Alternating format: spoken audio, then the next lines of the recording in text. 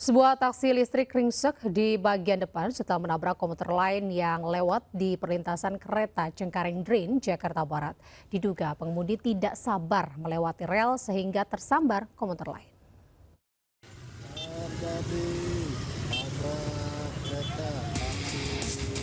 Seperti inilah kondisi taksi listrik usai menabrak komuter lain jurusan stasiun kota Tangerang di perlintasan kereta Cengkareng Drain, Jakarta Barat.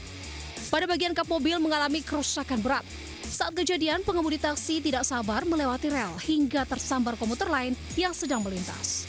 Oke nih, kereta dulu nih, mundur nggak mau mundur, ya kan? Udah, nggak lama kereta maju jalan, mobil itu jalan, nabrak lututnya kereta. Oh, kereta belum selesai lewat dia jalan, jadi nabrak. Unit Laka Lantas wilayah Jakarta Barat yang tiba di lokasi mengevakuasi kendaraan menggunakan mobil derek. Tidak ada korban jiwa dalam peristiwa ini. Pengemudi dan penumpang taksi listrik selamat dari maut. Di Jakarta, Nito Olgani melaporkan. Pemirsa, MNC Sekuritas turut mendukung gelaran seminar investasi yang diselenggarakan oleh Galeri Investasi Bursa Efek Indonesia Universitas Bunda Mulia. Acara bertajuk The 11 National Investment Day ini menjadi sarana edukasi mahasiswa dalam memahami fondasi dasar investasi serta dukungan untuk memulai berinvestasi di tengah godaan gaya hidup yang konsumtif.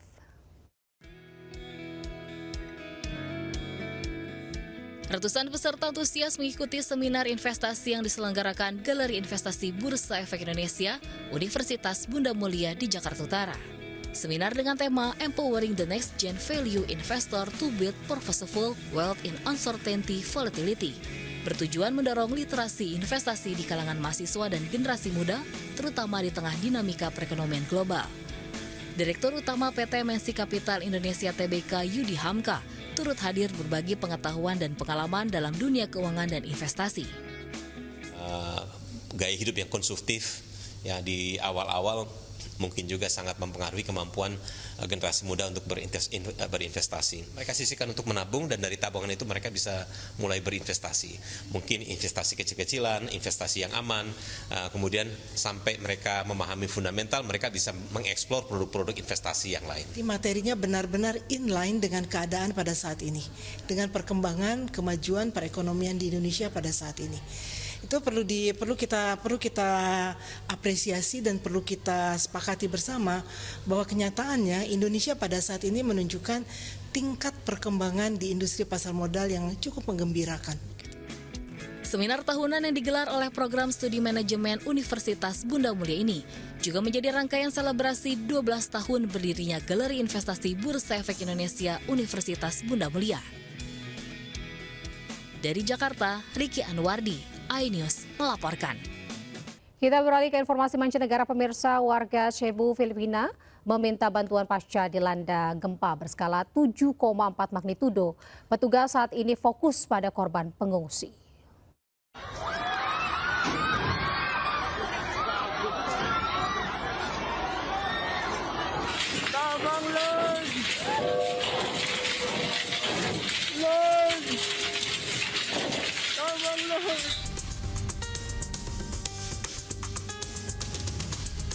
Petugas tengah melakukan operasi penyelamatan di daerah terdampak dan sementara tenda-tenda darurat didirikan di luar rumah sakit Provinsi Cebu. Pendirian tenda ini diperuntukkan menampung pasien yang mengungsi.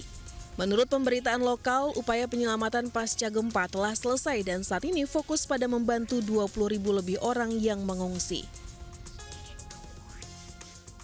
Para sa isa't isa kasi hindi ko sila kasama kasi ako lang ang wala sa bahay. So prinay ko yung pamilya ko na safe sila hanggang nangyayari ito kasi hindi ko sila makontak bigla. Operasi penyelamatan berlanjut hingga malam di daerah Bogo dan San Remigio. Saat ini di Filipina, warga masih merasakan gempa susulan dan belum dapat menikmati listrik karena aliran kabel terputus. Israel mulai tarik pasukan IDF dari Gaza. Hal ini dilakukan pasca Hamas dan Israel menyepakati fase pertama proposal perdamaian di Gaza.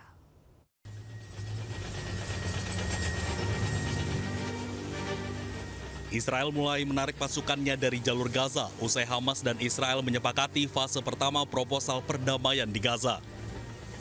Nampak sejumlah tank dan bulldozer milik pasukan militer Israel mulai meninggalkan kawasan jalur Gaza. Masyarakat Gaza pun menyambut baik penarikan pasukan pendudukan Israel dan berharap mereka tak kembali lagi. Adapun sejumlah poin yang disepakati Hamas dan Israel dalam fase pertama proposal perdamaian Gaza diantaranya, Hamas dan Israel sepakat mengakhiri perang di Gaza. Kemudian memastikan penarikan pasukan pendudukan Israel secara penuh dari wilayah Gaza.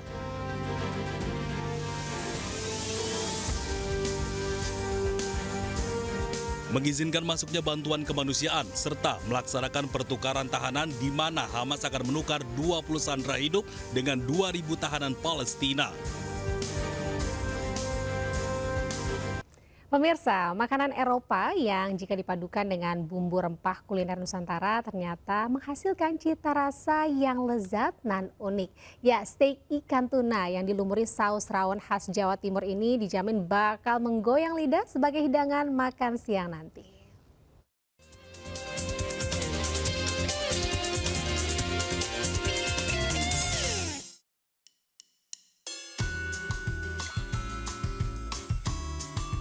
Steak ikan tuna saus rawon sedang hits di Kota Semarang, Jawa Tengah.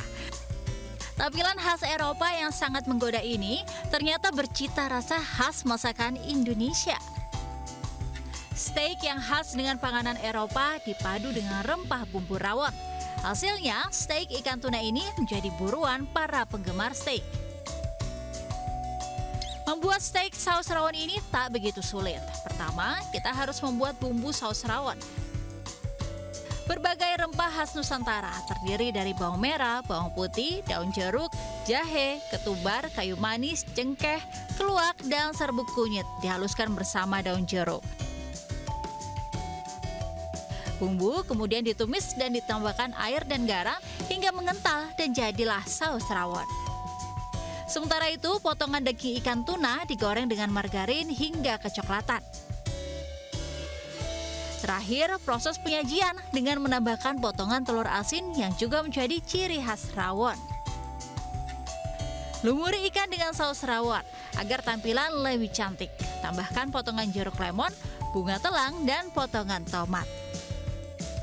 Biasanya kan kita brown sauce atau mushroom sauce, tapi di sini kita disajikan dengan saus tradisional yaitu dengan cita rasa rawon begitu. Jadi suatu pengalaman yang baru sih buat saya untuk mencicipi makanan ini. Dua budaya yang berbeda, Western, Itali khususnya dengan rawon dari Jawa Timur.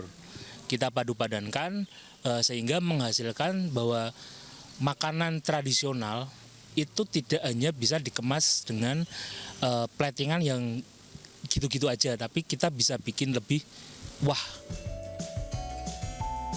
Hidangan ini tidak hanya menyajikan cita rasa yang unik, tetapi juga memberikan alternatif sehat bagi para penggemar daging ikan. Sebab ikan tuna kaya akan nutrisi dan asam lemak omega 3, sehingga memberikan manfaat kesehatan tambahan bagi konsumennya. Dari Semarang, Jawa Tengah, Taufik Budi Nurcayanto, iNews melaporkan.